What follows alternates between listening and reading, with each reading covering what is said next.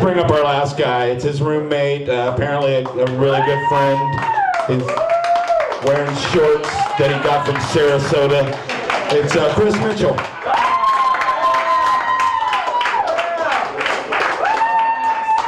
Ex-roommate. So props to John for flexing for the past 2 hours up here on the chair. Takes a lot of work.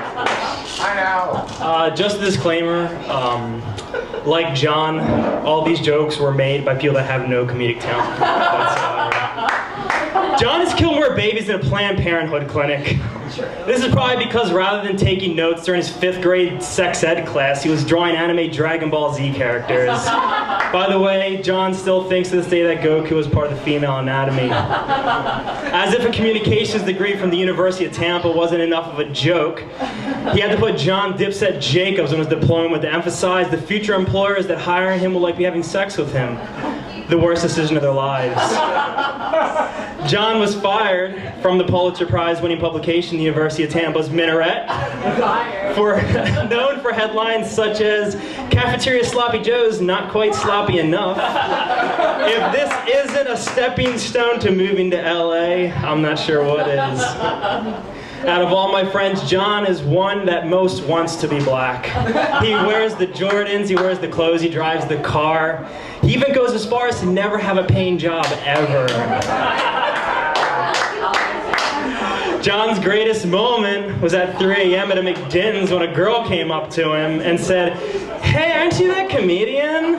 John was so ecstatic only to realize the girl was so wasted she thought he was Daniel Tosh. John's biggest fans of the Tampa Improv aren't the audience members, but the underage overweight waitresses that he fucks after the show. Through the years of living with John, I've come to realize that his sex life has come to mimic going to see his stand-up acts. Short, simple-minded, and a waste of a good roofie. For those of you that haven't been to John's apartment, you could have seen it on Tampa's edition of To Catch the Predator. Chris Hansen walked in and John goes, "Do you want me to remove all of these things?" Chris Hansen goes, "No, this is perfect for a 10-year-old boy's place." John eats so much fast food and takes so many fucking workout supplements that 5-year-olds dying of cancer just say no to his donated organs.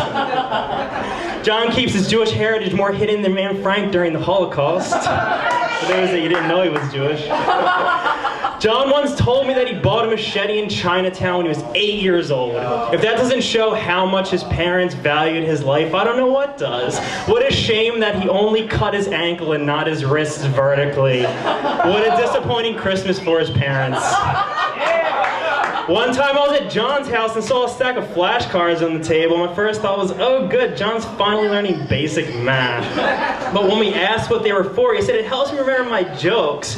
I was confused because the stack of cards are so big I figured it was just jokes about the Holocaust, abortions, and September 11th over and over again because his range of jokes are as small as his penis.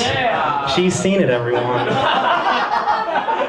John's only really had 2 legitimate girlfriends in his life, believe it or not. But unfortunately for them, they've moved on. Fortunately for them, they've moved on to better things. Natalie is now dating a quadriplegic with Down syndrome, and Katie's dating a pre-op transsexual that's been sexting with Anthony Weiner for the last 6 months. 2 men better than John will obviously ever be. So John is clearly going to be dead by the age of 27. But he will never be considered part of the 27 Club, whose members include Jimi Hendrix, Kurt Cobain, and Amy Winehouse. Because these people actually had talent, impacted the lives of millions, and most importantly, people actually cared that they died. Ever notice when John walks into a room and he raises his arms like he's the fucking man? Okay? This is probably what he does during sex, but we'll never know because the girls are too busy trying to get the duct tape off. This is the time when I'm supposed to say really nice things about John Jacobs, but we've all realized that we really fucking hate him. But seriously, from the friends that have known him from the beginning, we're really gonna miss him and we wish him the best in LA. We'll see you soon, John.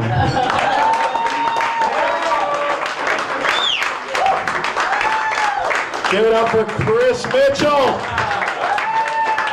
He's not a comic and he did better than Eric Redinger.